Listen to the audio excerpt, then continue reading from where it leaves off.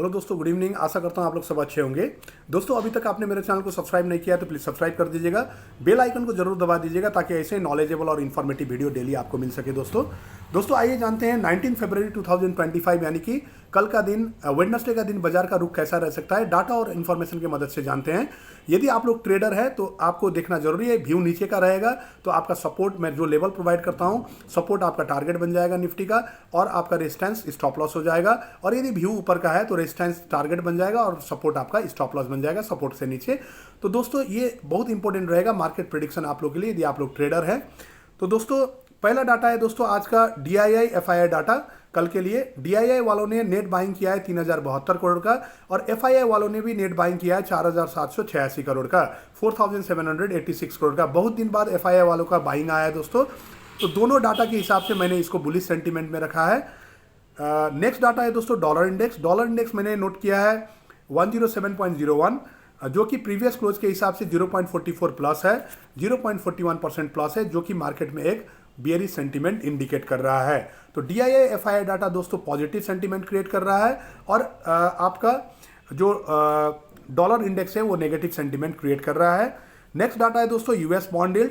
दोस्तों US bond yield 4.524 अभी चल रहा है, प्लस 0.048 प्रीवियस क्लोज के हिसाब से है, प्लस 1.07%, जिसको मैंने बियरिश सेंटीमेंट में रखा है। तो अभी तक का डाटा में दोस्तों DII FII डाटा बुलिश है, बुलिश सेंटीमेंट क्रिएट कर रहा है। Dollar index bearish sentiment create कर रहा है बाजार के लिए, और US बॉन्ड यील्ड भी बियरिश सेंटीमेंट क्रिएट कर रहा है। नेक्स्ट है दोस्तों ट्रम्प का टैरिफ पॉलिसी। आप लोगों को पता ही है, अभी जितने भी बाकी कंट्रीज, US से बाहर के कंट्रीज जो US में एक्सपोर्ट करते हैं, वो लोग डरे हुए हैं कि मेरे सामान में जो एक्सपोर्ट होता है उसमें कब टैरिफ लग जाए। तो ये डर और खौफ के वातावरण में अभी बाजार में ये बियरिश सेंटीमेंट क्रिएट कर रहा है। अभी तक एनर्जी, केमिकल स्टॉक, केमिकल और आपका एनर्जी, केमिकल और स्टील, एल्युमिनियम में लग चुका है। अब आने वाले दिन में ऑटो कंपोनेंट और बाकी बहुत सारे गुड्स हैं जो US में एक्सपोर्ट होते हैं, तो वो गुड्स में लग सकता है, ऐसा संभावना दिख रहा है, जिसके कारण से ये बाजार में एक नेगेटिव सेंटीमेंट क्रिएट कर रहा है।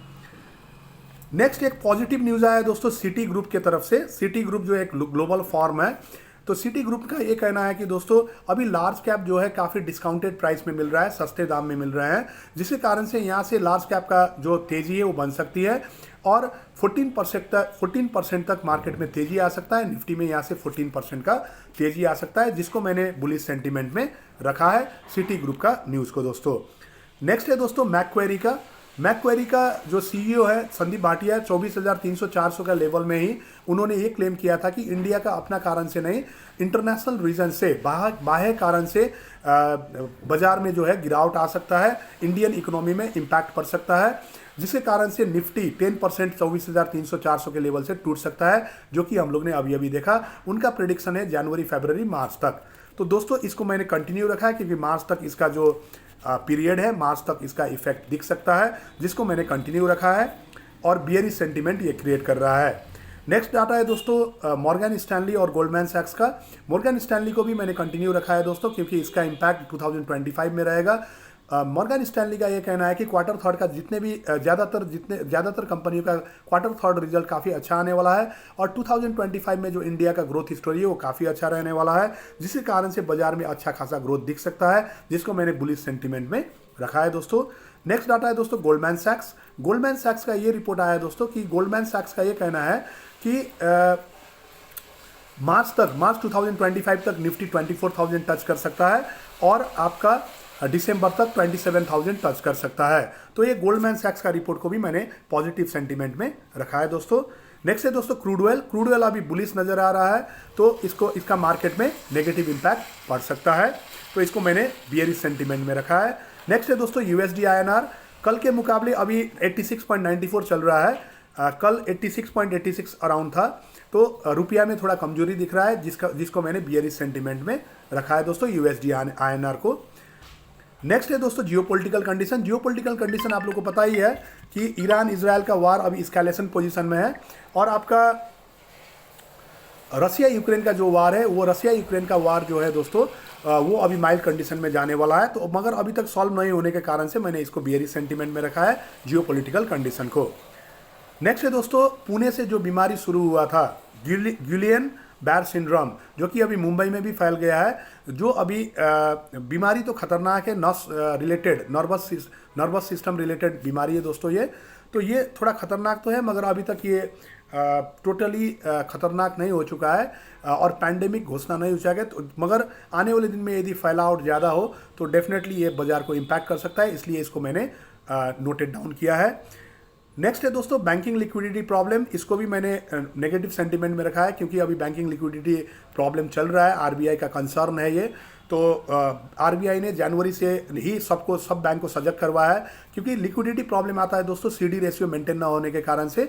सीडी रेशियो मतलब होता है credit to deposit ratio. Bank का डिपॉजिट के अगेंस्ट में यदि लोन ज़्यादा फ्लो हो रहा है, मैक्सिमम 80% को अच्छा माना जाता है, मगर यहाँ कितने बैंकों का 100% से क्रॉस कर गया है एवोव, तो जिसके कारण से लिक्विडिटी प्रॉब्लम आया है बैंक में, जिसको जो बाजार में एक नेगेटिव इम्पैक्ट क्रिएट कर रहा है। आरबीआई ने ओपन मार्केट ऑपरेशन के जरिए, आपका वीआरआर जरिए, करेंसी स्वैप के जरिए इसको कंट्रोल करने की बहुत कोशिश की, मगर अभी भी ये लिक्विडिटी प्रॉब्लम चल रहा है, जिसका बाजार में एक नेगेटिव इम्पैक्ट पड़ सकता है, जिसको मैंने यहाँ नेगेटिव सेंटीमेंट में एसोसिएट किया है दोस्तों।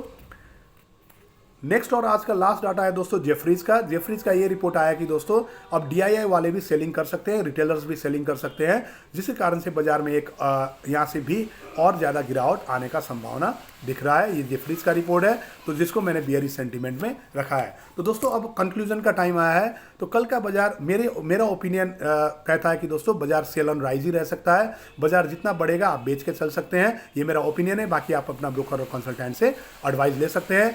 दोस्तों अभी तक आपने, आशा करता हूँ वीडियो आपको पसंद आया होगा तो लाइक शेयर कर दीजिएगा, मेरे चैनल को सब्सक्राइब जरूर कर दीजिएगा, ताकि ऐसे ही नॉलेजेबल और इन्फॉर्मेटिव वीडियो डेली आपको मिल सके। Thank you all of you, good night.